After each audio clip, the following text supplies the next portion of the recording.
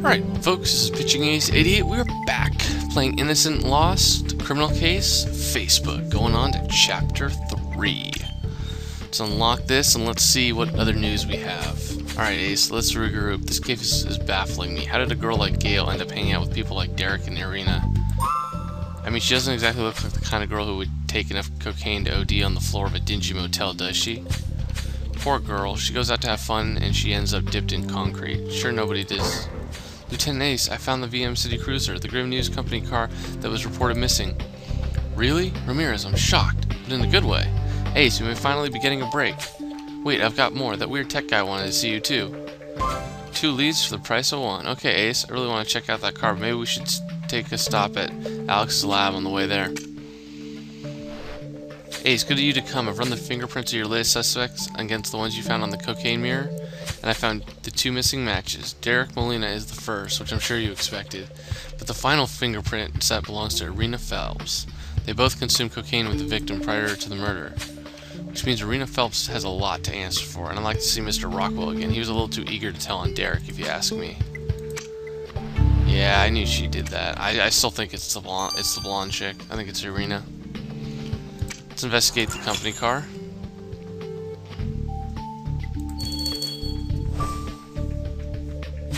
This must be the car Ramirez told us about. Look, there's a Grim News logo card under the windshield.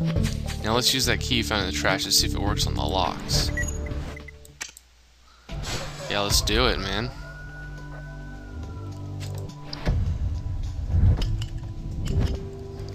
Oh, video camera, that's probably important. No? Okay. That's kind of funny. Panties. Spyglass. That was probably it. Wipers. Tennis racket. Scorpion.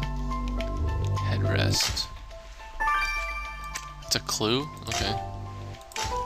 Oh, I guess we can figure out what's on it. Okay. Probably scratch some DNA off of that. Trying to think off the top of my head how that can happen, but Gail can't have driven this car back here while she was dipped in concrete. The killer must have taken it downtown. You're right, Ace. We should take a look at the driver's headrest. Let's see if the killer left something on it. Yeah, that's actually very smart. Not that I'm not very smart, I'm just like, that's something I wouldn't really have thought about.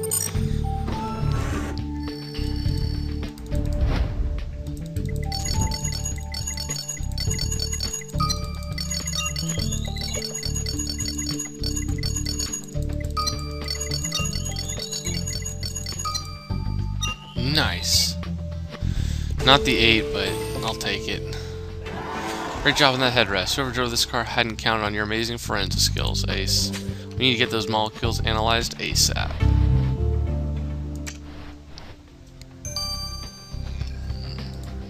Oh, it's only 30 minutes, alright. Let's start talking to these guys. I'm not gonna have enough stars. So you found my prints on that cocaine mirror, and so what? I already told you I partied with Gail that night, didn't I? You're sniffing coke with a girl, she overdoses and somehow ends up encased in concrete right afterwards? I'd say that makes you suspicious, wouldn't you? You've got it completely wrong. She was trying to impress Derek and got more than she could handle, but she was fine when we left. It's a sad thing, you know. Gail is murdered, but to her boss it's just another piece of sordid news to fill up her day. Yeah, you guys keep pointing to Rachel, which I don't think it's going to be her.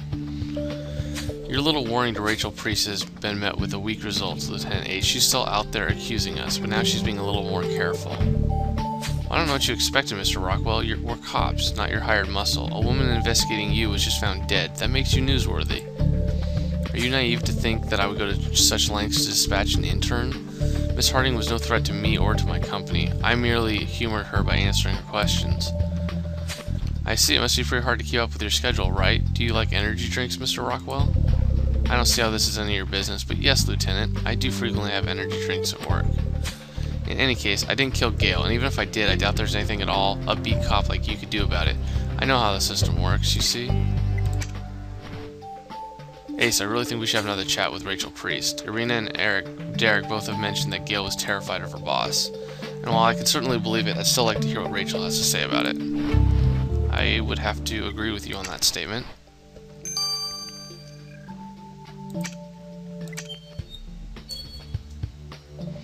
Miss Priest, would you say you didn't get along with the victim? Oh, this is funny. You think I killed my own intern? I've got a career, for goodness sake. I won't deny a relationship was strained. The girl never listened to my advice, even though God knows she needed it. I'll grant you, she did have some drive, but she was too naive for her own good. Her ambition only made her stupid. I shouldn't have sent her to investigate Green Holdings. In a way, I knew she didn't have the shoulders for it. I didn't think she'd come to harm, though, and to kill her myself? Who the heck do you think I am? Alright, well, interesting. Anyways, guys, I gotta wait 30 minutes and grab a few more stars. I'll see you guys later. Alright, let's finish off this molecule. On the headrest are components of a shampoo, and they don't match with the brand the victim was using. Which means that your killer is shampoo. And that would have been the end of it if I hadn't gone the extra mile and fetched you the exact brand. Swave Pro 11 L. Great, I can't wait to ask each and every one of our suspects which shampoo they use. Well, let me simplify for you. That brand is recommended for the conditioning of long hair. Your killer, Ace, has long hair, and it seems to be taken good care of. Well, obviously. Lieutenant Ace, I told the folks at the construction site that they could start working again today, you know, since the body's been removed and all. What, Ramirez? We haven't even cleared the crime scene yet.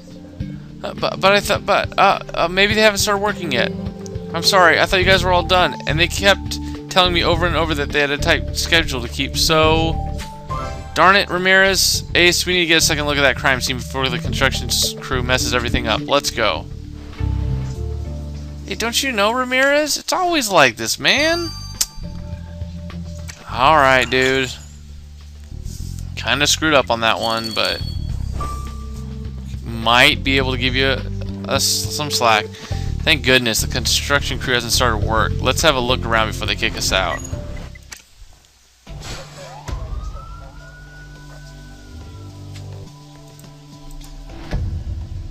It's actually not that much. Oh, there's an alligator in there. That's probably not safe.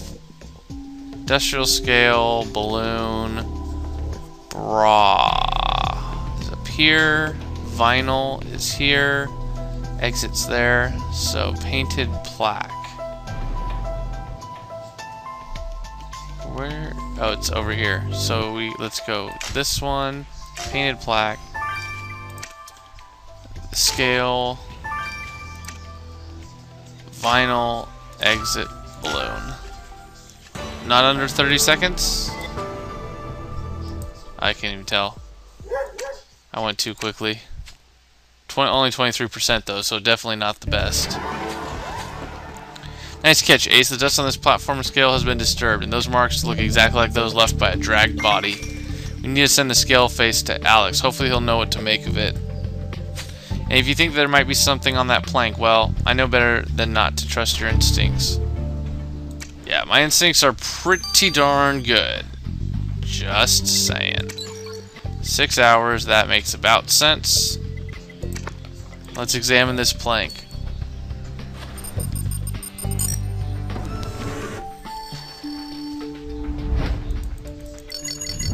Oh.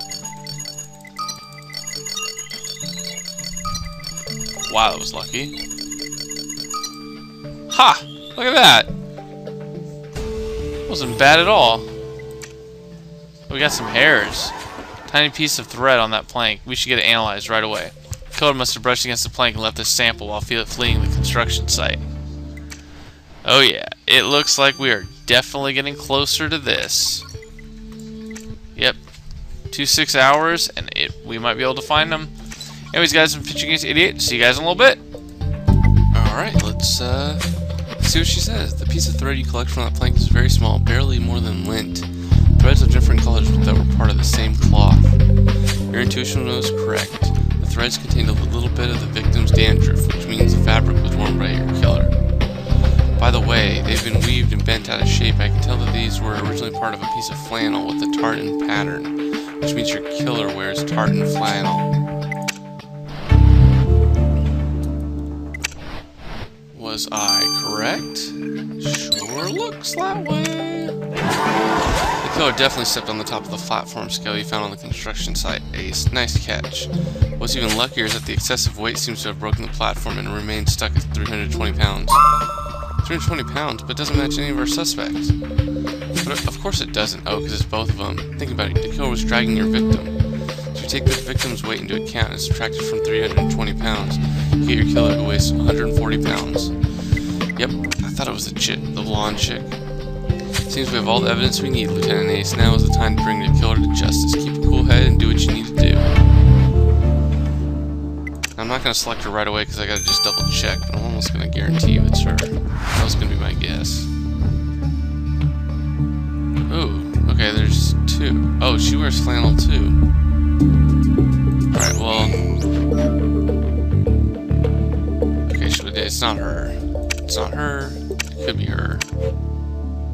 Could be him. But he weighs a lot more than that. So it is her. I was right. Aha. Love it when I'm right.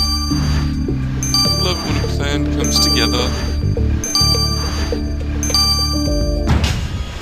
Guilty. You're right, Lieutenant Ace. I was the one who killed Gail. If you can really call it murder. I mean, the girl was already half dead. She might have lived if she had taken her to a hospital. Who were you to decide she didn't deserve help? That's not what happened at all. Derek had already left when I noticed Gail wasn't waking up. I was high, drunk, tired, and I guess I panicked. I thought she was dead. I knew about the construction site and thought, I just didn't want the body to be found. Derek and I have worked so hard to build his company. I couldn't let Gail's stupidity jeopardize everything. So you killed Gail Harding to protect your company? I only did what I felt needed to be done to make sure Derek didn't have to worry about anything. But Gail struggled, didn't she? You knew she was alive then. She convulsed, yes. It didn't mean anything about her chances of survival. There was no room for hesitation, and I couldn't turn back. I fled the scene quickly. Lieutenant Ace is going to cuff you and take you in. You have the right to remain silent. Rena Phelps, you have pleaded guilty for the death of Gail Harding. This has been taken into account. You claim to have been drunk, intoxicated, and emotionally disturbed, which supposedly impaired your capacity to tell right from wrong. Nevertheless, you are deemed responsible. The victim was unconscious at the time, which is an aggravating circumstance. Would you like to make a statement? Your Honor, Gail trusted me and did me no harm. I would never have done this to her if I had been my normal self. I wish I could take it back. I have felt nothing but regret and sadness since the murder. I only hope that Derek will find a way to move on his own. I see. Mrs. Phelps, the court finds you guilty of voluntary manslaughter, for which you will spend 10 years in prison with the possibility of parole after 5 years. Court is adjourned. Rena Phelps is going to be behind bars for a while. Do you think she truly regrets what she does? Or was that just part of the mask? I guess you can never know in the end, can you? I guess Rachel's fears were proved wrong. Green Holdings weren't the ones who silenced Mrs. Harding. She even had me going for it. We don't have much on Susan Peck. She didn't do Gail any harm, at least not directly, but we better keep an eye on her. That was good police work, Ace. I'm always impressed at your ability to see through the BS and soldier on. Let's both go home and call it a day. We've earned it. And that concludes Chapter 3. What? So anyways, guys, this is Pitching Ace 88. Stay tuned for Chapter 4, which is the additional investigation. See you guys later. I'm Pitching Ace 88. Over and out.